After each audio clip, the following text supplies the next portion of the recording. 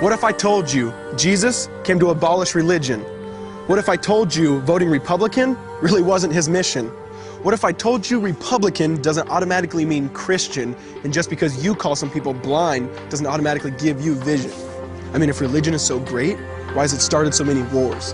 Why does it build huge churches but fails to feed the poor? Tell single moms God doesn't love them if they've ever had a divorce, but in the Old Testament, God actually calls religious people whores. Religion might preach grace, but another thing they practice. Tend to ridicule God's people. They did it to John the Baptist. They can't fix their problems, and so they just mask it, not realizing religion's like spraying perfume on a casket.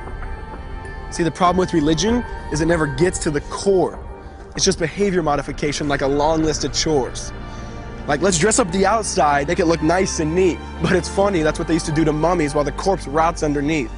Now, I ain't judging, I'm just saying, quit putting on a fake look. Because there's a problem if people only know that you're a Christian by your Facebook. I mean, in every other aspect of life, you know that logic's unworthy. It's like saying you play for the Lakers just because you bought a jersey. See, this was me too, but no one seemed to be on to me. Acting like a church kid while addicted to pornography. See, on Sunday I'd go to church, but Saturday getting faded, acting if I was simply created to just have sex and get wasted.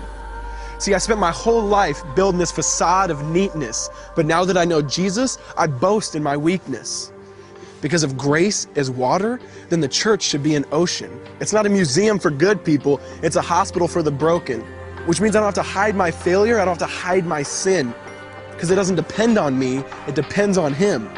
See, because when I was God's enemy, and certainly not a fan, He looked down and said, I want that man. Which is why Jesus hated religion, and for it He called them fools. Don't you see so much better than just following some rules? Now let me clarify. I love the church, I love the Bible, and yes, I believe in sin. But if Jesus came to your church, would they actually let Him in? See, remember He was called a glutton and a drunkard by religious men. But the Son of God never supports self-righteousness, not now, not then. Now back to the point, one thing is vital to mention. How Jesus and religion are on opposite spectrums. See, one's the work of God, but one's a man-made invention. See, one is the cure, but the other's the infection. See, because religion says do, Jesus says done. Religion says slave, Jesus says son. Religion puts you in bondage, while Jesus sets you free. Religion makes you blind, but Jesus makes you see. And that's why religion and Jesus are two different clans. Religion is man searching for God. Christianity is God searching for man. Which is why salvation is freely mine, and forgiveness is my own. Not based on my merits, but Jesus' obedience alone.